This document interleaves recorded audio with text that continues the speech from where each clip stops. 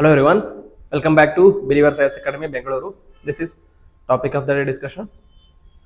In today's topic, we are going to discuss about sovereign gold bond scheme, and we'll also see the related news and why it is in news and other aspects of the news. So it is in news because the government is considering ending the sovereign gold bond scheme due to its high financing costs. Initially launched to boost the gold investment, this objective has been addressed by the recent reduction in gold import duty announced in the 2024-25 budget, which has increased gold demand. Okay, this is the chief or the main reason behind reduction or the considering ending of sovereign gold bond scheme. Okay, we'll learn more about it. Earlier reports indicated concerns over using sovereign gold bonds to finance the fiscal deficit, prompting a review of the scheme's continuation. Okay, so we'll see what is sovereign gold bond scheme. Okay, sovereign gold bond scheme was introduced in 2015 under the gold monetization scheme. SGBs are government securities issued by RBI on behalf of the government of India. Who issues this? These are issued by RBI, but it is in the name of government of India. These are debt securities because they are bond. Obviously, they are debt securities linked to the value of gold. Okay, so the outcome or the gain you are going to get out of these bonds is linked to the value of gold. If the value of gold is high, the returns you are going to get is high. If the value of gold is low, the returns you are going to get at the end of the maturity is going to be low. SGBs are demonetized grams of gold. They are substitutes for holding physical gold. Okay, so normally in India, many people hold gold because of its intrinsic value. Whatever be the case in India, the value of gold keeps on increasing. As a result, people tend to buy golds when the price is low and then keep them with them and then use it in the hours of need. So this is similar. Instead of holding the gold in the physical form, you will be holding gold in the digital form, that is through bonds. Okay, so investors have to pay the issue price in cash. Okay, whatever is the value of gold at the moment, you are going to pay the issue price in cash, and then the bonds will be redeemed in the cash on maturity. Okay, so today the gold rate is 79,000 rupees for 10 grams of gold, and you will be going, if you are going to purchase 10 grams of gold, you are going to pay 79,000 plus GST or whatever it is there. You are going to buy that and you are going to keep it in cash. You are going to buy it and keep it. You are going to buy in the cash, then going to keep the bonds with you.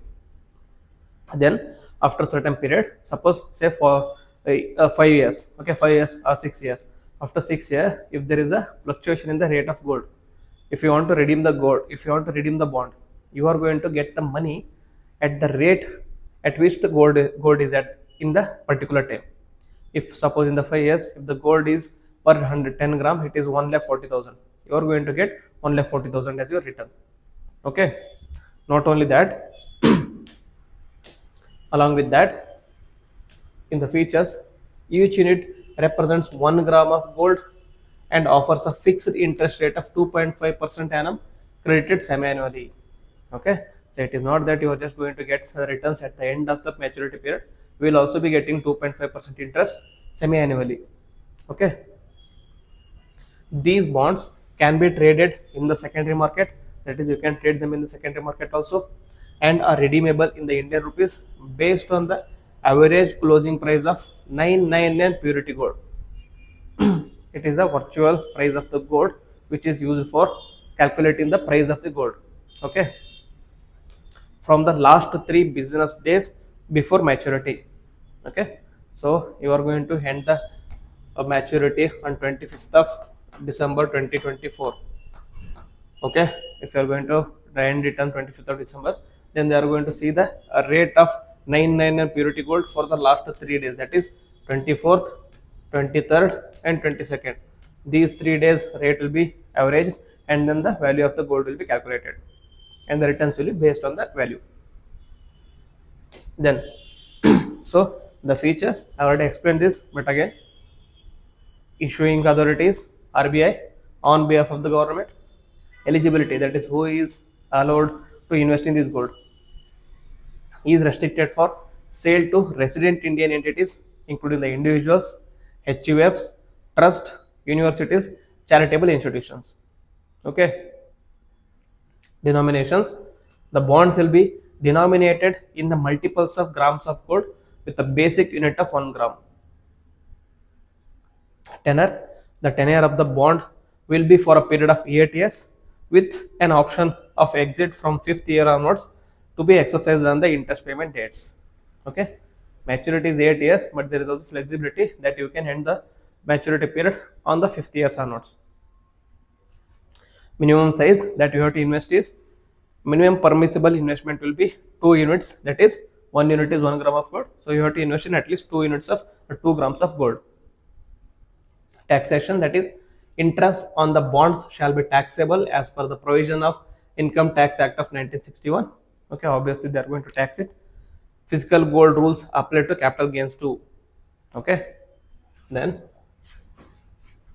sales channel, bonds will be sold through banks and designated post offices as may be notified either directly or through the agents. This is very important.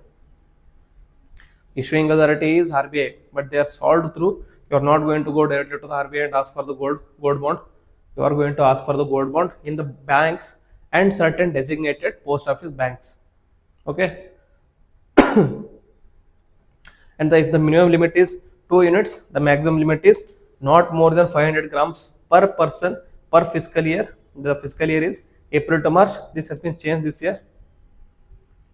A self declaration to this effect will be obtained. Okay, there can be direct questions on these things.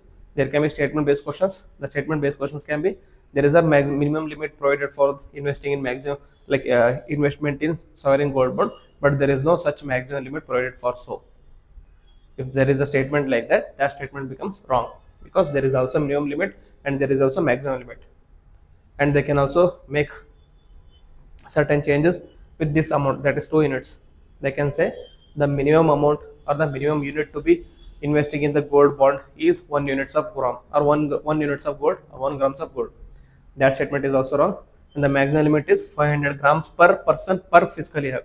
They can change here also. Instead of using 500, they can use 1000. Instead of using per person per fiscal year, they can use for a particular maturity period. Okay, these things become very important. Also remember who is selling these: banks and designated post offices, and they are also taxable. Okay, minimum size is there, tenor is for 8 years, and there is a flexibility of exiting after 5 years, and there is eligibility, etc., etc. These things you have to know. Okay, so what are the benefits that were offered by sovereign gold bond scheme? The benefits included protection against market price fluctuations, redemption flexibility after 5 years with a 8-year tenor, and lower risks and cost compared to holding physical gold. Okay, physical gold, there are chances that you might lose physical gold, there are chances that you might destroy physical gold, you might do something to your physical gold and the value of that gold can come down. Okay, there are no such risks associated with bond. Okay, then what are the concerns regarding the sovereign bond? The concerns is high cost of financing fiscal deficit. That is, the government views financing fiscal deficit through sovereign gold bonds as costly, with limited benefits in terms of physical gold collection. Okay, so there are other alternative options that can be used for financing fiscal deficit, which are less risky and more less risky and low cost with more benefits compared to the sovereign gold bonds. Okay, the number of SGB tranches has been consciously reduced over time from 10 per year to just 2. Okay, they have kept on reducing the number of SGB tranches per year, because more number of people, like many number of people, were not subscribing to SGBs. Okay, the demand was not being maintained here. Okay, next. So what is the impact of reduced custom duties on gold? So because of this impact of reduced custom duties of gold, the demand for SGBs has gone down. How? How is? Because in July 2024, in the newly budget, the government lowered the custom duties on the gold from 15% to 6%. Okay, since the import duty has reduced, the value or the price of gold also they reduced, so it led to drop in the gold prices and surge in the demand. More people started buying the gold and there is a drop of price also. Because there is a drop of price, more people are interested in buying the gold. Now, what was the one of the aim of sovereign gold bond? It was to increase the demand for gold. Okay, it was to increase the demand for gold. That aim of increasing the gold demand has been met here. Understood, right? So it has been met here. As a result, the demand for SGBs is on the low. As a result, government is thinking one of the objectives has been met elsewhere, so better you have to stop this SGBs, because its financing cost is also very high and it also carries a lot of risk.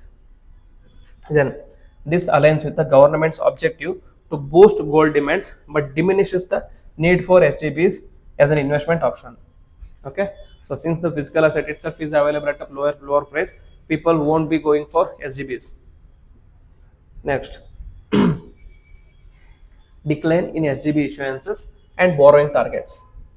That is, gross SGB issuances for financial year 2024-25 were reduced to rupees 18,500 crore from 29,638 crore in the interim budget. Okay, so almost 10,000 crore has been reduced to the budget allocation for these sovereign gold bonds. This is clearly indicating that government is looking towards moving away from this sovereign gold bond scheme. Then net borrowings through sovereign gold bond schemes was also cut to rupees 15,000 crore from the earlier 26,138 crore, again indicating the same. And no new issuances of sovereign gold bonds have been made so far in the financial year of 2024 and 2025.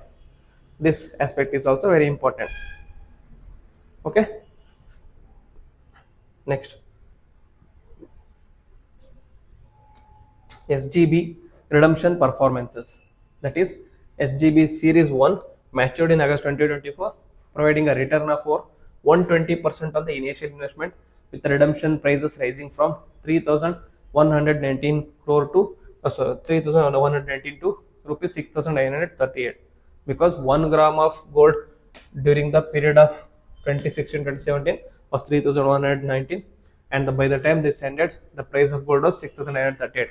But right now the price of gold is at 7,900 rupees, but it is dropping down to 7,600 rupees within just 2 weeks. Okay, now SGB series 2 bonds redeemed in March 2024 yielded a 126.4% return over the investment value, excluding interest. Then premature redemption for the bonds issued between May 2024 March 2020 has been scheduled from October 2024 to March 2025. We have to wait and see what is the outcome of this premature redemption bonds. So the conclusion here is, given the limited benefits of SGBs as an investment option and their high financing cost, the government is re-evaluating the scheme's continuation, because the objectives of SGB was to create demand for the gold, was to finance the fiscal deficit through the SGBs. Both objectives are being met elsewhere, because demand for the gold has been met due to the reduction in custom duties, and financing of fiscal duties can be achieved through other alternatives, because financing through SGBs is a bit costly as well as risky. So government is moving away from this one. Okay, very simple topic but very important topic. You can 100% expect a question from this in your prelims. Okay, so if you like the video, then please hit on the like button and also comment on it, and also share with your friends. With this, I will end the video. Jai Hind.